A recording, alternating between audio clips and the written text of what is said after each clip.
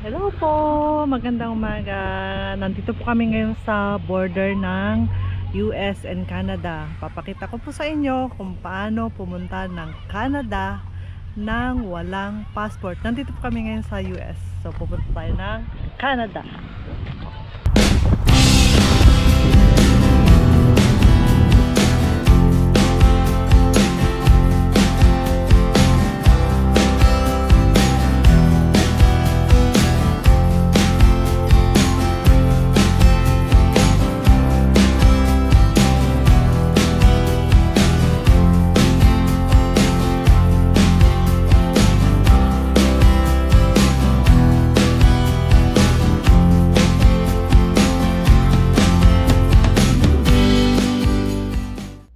Good morning mga ate at kuya. So kasalukuyan po kaming nagdadrive ngayon. Pupunta po tayo sa USA and Canada border. Dito po kami ngayon sa Washington State. So ito pong pupuntahan namin, isa lamang po ito sa mga borders between USA and Canada. Kaya itong highway na ito yung tinatawag na Interstate 5 o tinatawag na I-5. So papunta po tayo ng north at pupunta po tayo ng Canada. So tignan natin kung makakatungtong ba talaga tayo, makakapunta tayo ng Canada nang hindi natin kailangan dumaan sa immigration o magpakita ng passport. Kaya tara, samahan nyo kami, pakita natin o alamin natin kung talaga bang posible na makapunta tayo ng Canada nang walang passport.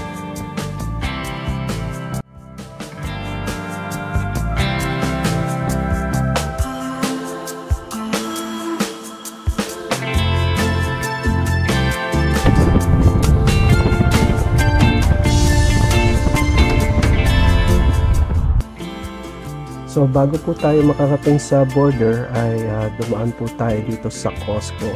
Dito po yan sa Bellingham, Washington. At bibili tayo ng mga pagkain para meron tayong babaunin at kakainin doon. Ayan guys, kung pupunta kayo sa Costco, ayan yung mga order nyo. May pizza, may chicken bake, may sweet sandwich, rotisserie chicken Caesar salad, at hindi nawawala kung gusto nyong hotdog with free soda. Ayan.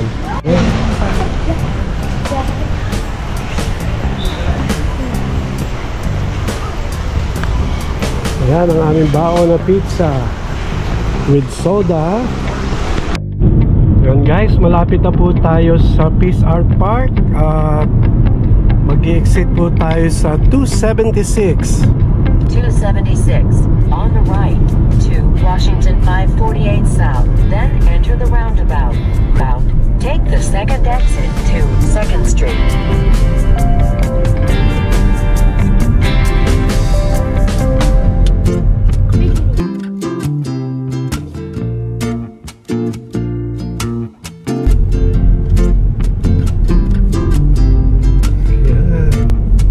In 1/4 mile, turn left on A Street.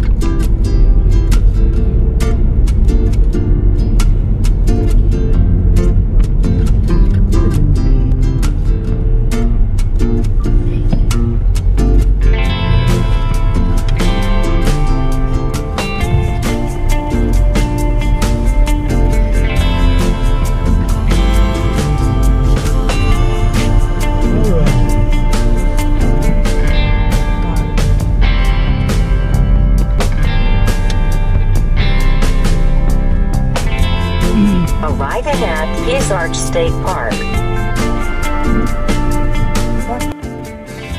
Guys, nakikita nyo yan, nandito kami sa Peace Art Park sa American side. So yan yung Peace Art Park dito sa American side. At kung titignan nyo, yung mga bahay na yon ay Canada side na yan. So kita nyo, wala silang fence, walang bakod. Mamaya pupunta tayo dyan. Kung makikita nyo, yun, may mga nagbibisikleta doon. Ayun, yung mayroong Canadian flag.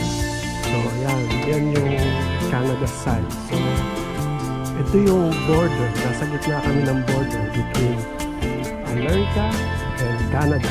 So nasa gitna kami ng America at Canada. Pero nakatupong pa rin kami dito sa American side. Alright, so tingnan natin itong tindahan dito. Ito.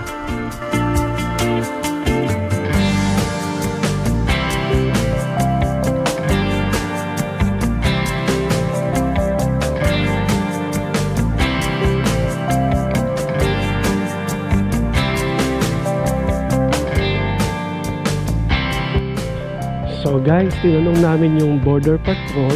Sabi niya, dito lang daw kami dadaan papunta at pabalik itong way na ito.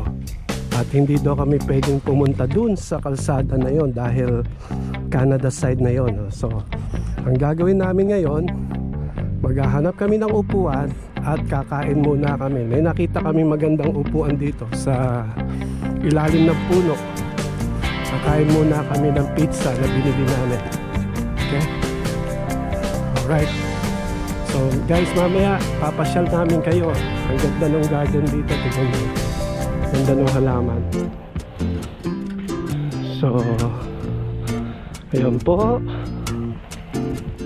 Let's go. Dito muna tayo kumain. Dito banda? Okay. Okay, dito po tayo kakain. So mamaya magpapapicture tayo doon. Okay, dito po upo muna tayo.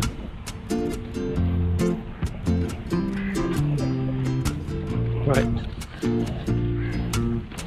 So kung makikita nyo, yun yung border gate kung saan tinitignan yung mga document nyo, yung mga document nyo, yung passport. At doon naman, mamaya papakita namin sa inyo na nandun naman yung sa Canada side. So dito, yan yung mga coaching nakapila. Yan yung border gate ng papuntang Amerika o USA. So okay, kain muna tayo and we'll show you kung paano makapunta ng Canada. Hi! Hi Mami! Hi Ate Mai! Hi Aldrich! Hi Andrew! We are here at the Peace Arch border in between Washington and USA and Canada border. Yan. Hello po!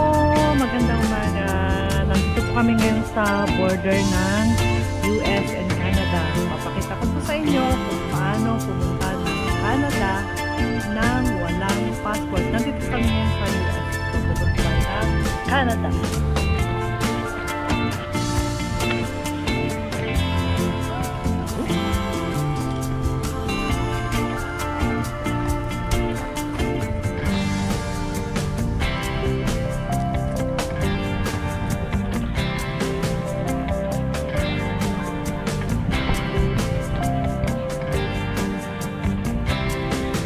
Guys, dito po sa Peace Arch Park. Nasa Peace Arch Park kami dito sa Washington State. Nandito po yung border. Nasa gitna po kami ng USA at Canada. So ito po yung pinaka-border nila. Merong park dito na maganda. Tingnan nyo, ang dami pong mga halaman dyan. Makikita nyo, mga puno. Talagang green na green po. At andun may mga naglalarong mga bata. Yun, ganda po ng park na ito. So kung pupunta kayo ng Amerika o sa Canada, mapupuntahan nyo rin po itong Peace Arch Park. Okay. So meron din pong restroom dito. At ang park na ito sa US Peace Park ay magsasara siya ng 9 PM. So hanggang 9 PM lang po itong park na ito. Okay. Meron din po silang restroom. Yan, American kitchen. So maganda pong pasyalan itong park na ito sa Amerika. Yan. Yan guys, papakita namin sa inyo kung anong itsura ng Amerika o USA at Canada border.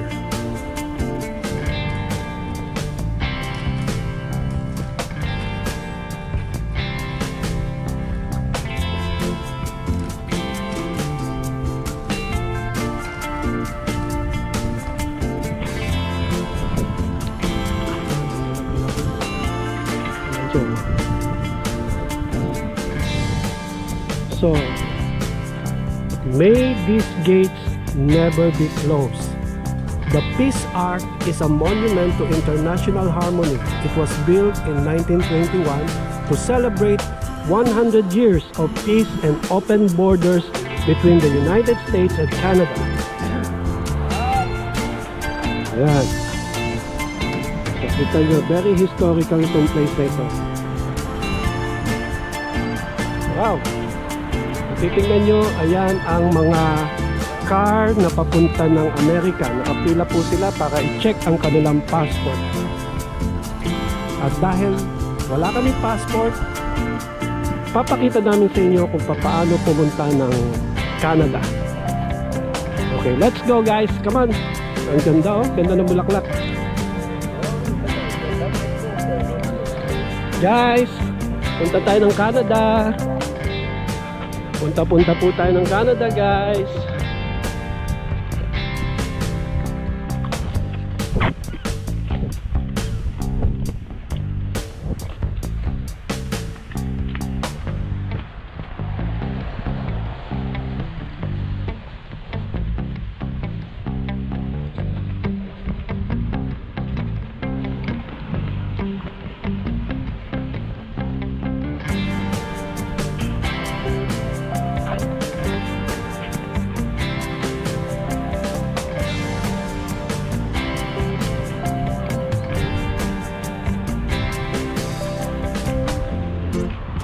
So, yung mga tao dito, hindi namin alam kung saan sila galing. Galing ba sila ng Canada o galing sila ng Amerika?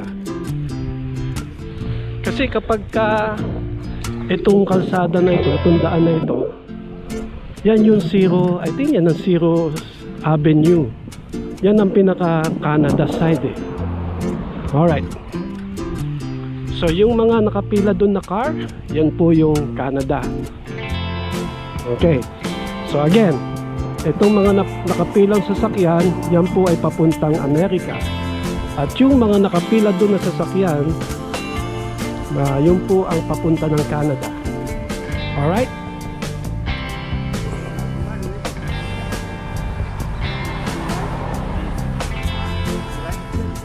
At saka mas mahaba ang pila ng papuntang Amerika. So, saan mas mahaba ang pila? Yung papuntang Amerika compare sa papunta ng Canada. Alright. Okay guys.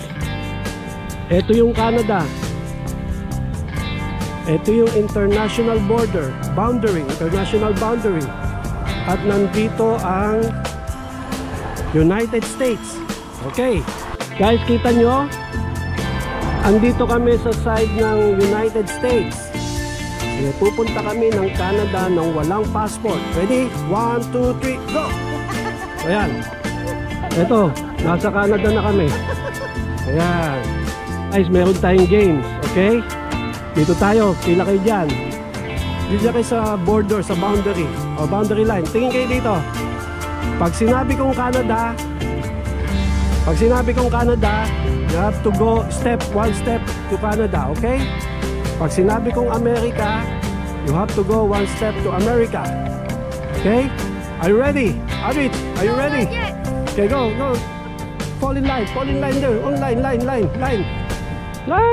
Doon, anak, doon. Doon. Okay, ready? Look at me. Mami, Ate Mai. Okay, ready? I'm not ready yet. Are you ready? What are my lines?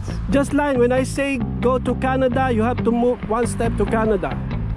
When I say go to the United States, you have to go to United States like this. Okay, jump. Okay, jump. Okay, ready? Pay attention. Ready? Canada. America. Canada. America.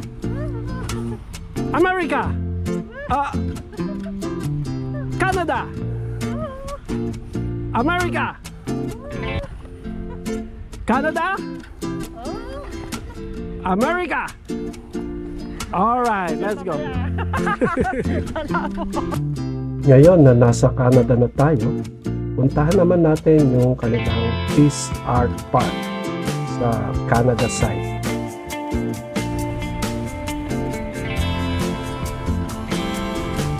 Alright, tingnan nyo yung mga nakaupo doon. Mga Canadian na yan sila. Ayan. Dito kami. Pa-picture-picture muna tayo for Instagram. Okay, for Instagram po.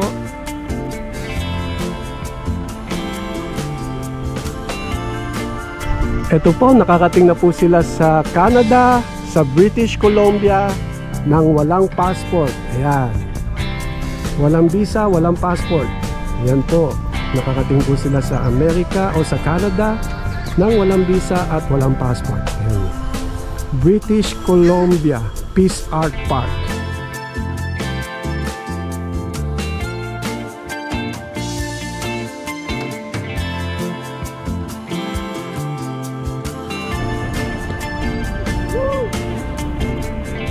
Ayan po ang pila papunta ng border ng Canada o yung gate ng Canada. At ito naman ang pila papunta ng Amerika.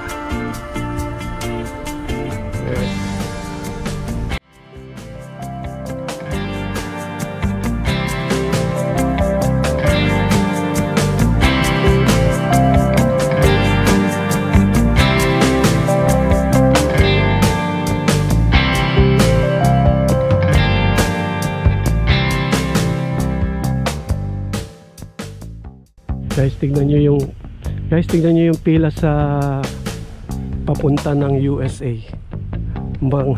Mas mahaba siya kaysa sa pila dito sa papunta ng Canada. Yan.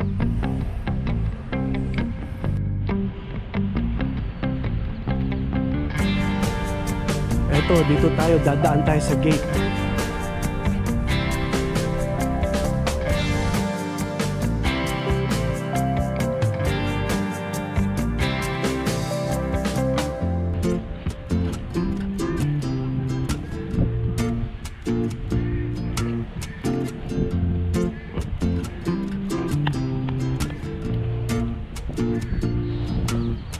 So nakalagay dito, may these gates never be closed. 1814 open 100 years. 1914. So kayong dalawa, huwag kayong makulit. Umuwi na kayo ng Amerika. Umuwi na kayo. Doon sa kabila.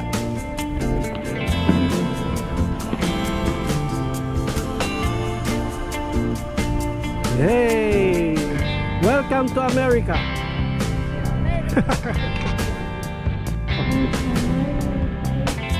Ate May, saan naman tayo papunta ngayon?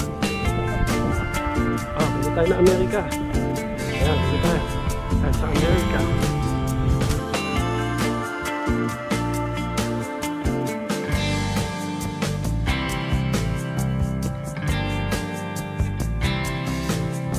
Ate May, ano masasabi mo? Nakating mo na yung US at Canada at the same time sa ilang minuto lamang.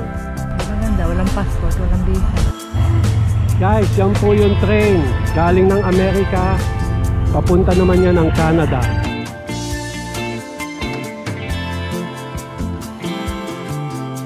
So guys, pupunta na kami, magso-shortcut kami papunta ng Amerika. Ito kami tatawid.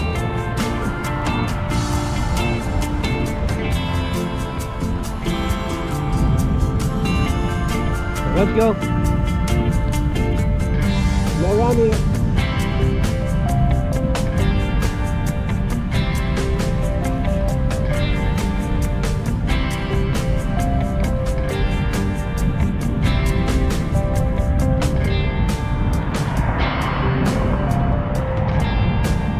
US Park closed at 9 PM. Ang haba ng train na yan, ano?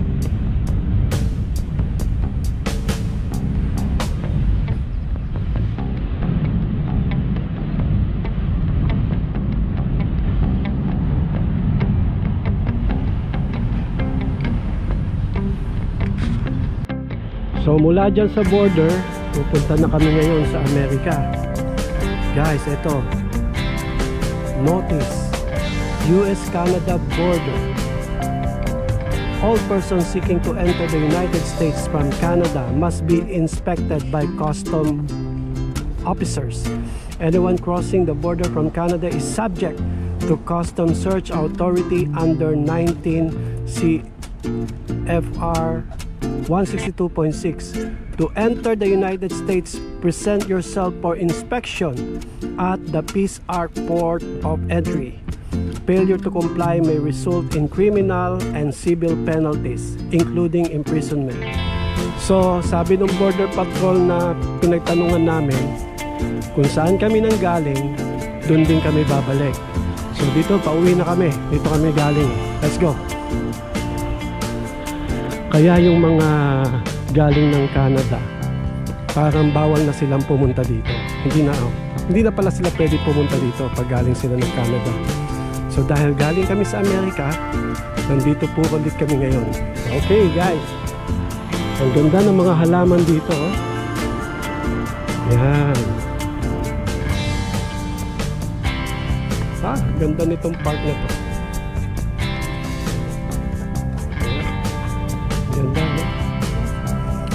Yan guys, ang ganda ng park na to. Okay.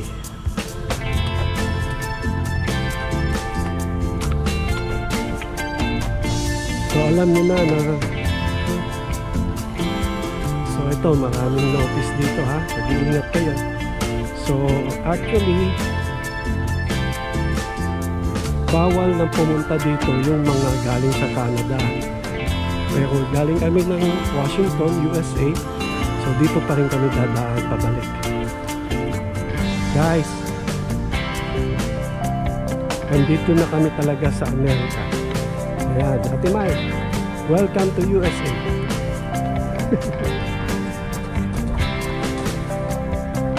So meron ditong park na cabana ang tawag dito, di ba? Na pwede dito pag meron kayong mga occasion, meron kayong mga birthday parties, lalo na ngayong summer, kaya lang ginagawa nila ito yun. So meron silang kitchen sa loob. Ayan po. Ayan. So tingnan natin yung kalsada ng Canada. Let's go, dito tayo guys. Ayan. So yung mga bahay dito, ito ang bahay ng mga Canadians. Yung sasakyan na yon, ayan, Canada na yan. So itong park na ito, pagmamay-ari ito ng Washington State. So ito yung park sa Washington State pa to, US side. Guys, kita nyo, kalsada lang yan, walang fence, walang mga barbed wire, pero yan ang pinaka dito, pinaka border namin between Canada and the US. Kung titingnan mo yung mga bahay doon, meron na silang mga Canadian flag. So yan ang ibig sabihin, nasa Canada na sila. So ito sila, pag dito kayo sa side na ito, nakikita nyo yung American flag, diba? Parang kapit-bahay lang, diba? Ayan, tignan natin dito, lapit tayo.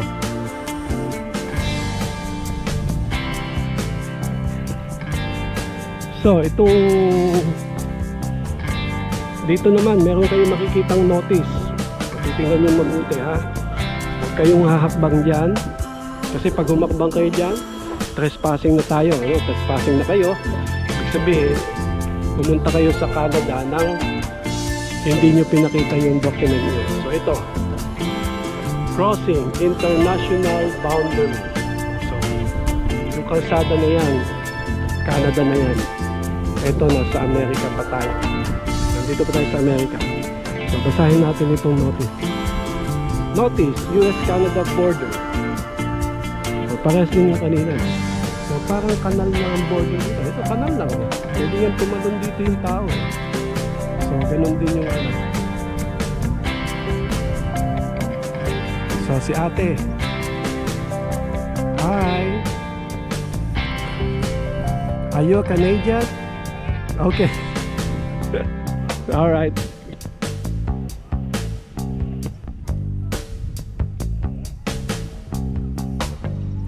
Okay, dito po tayo. Ayun sila Ate Mai at yung mga kids naglalaro.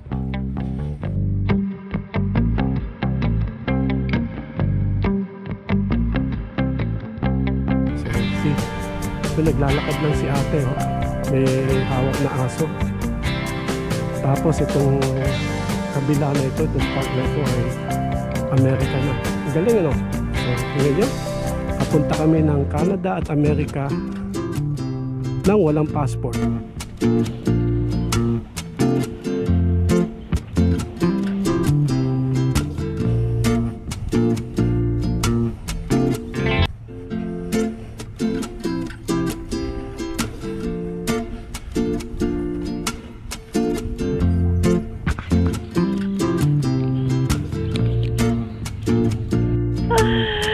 Hello!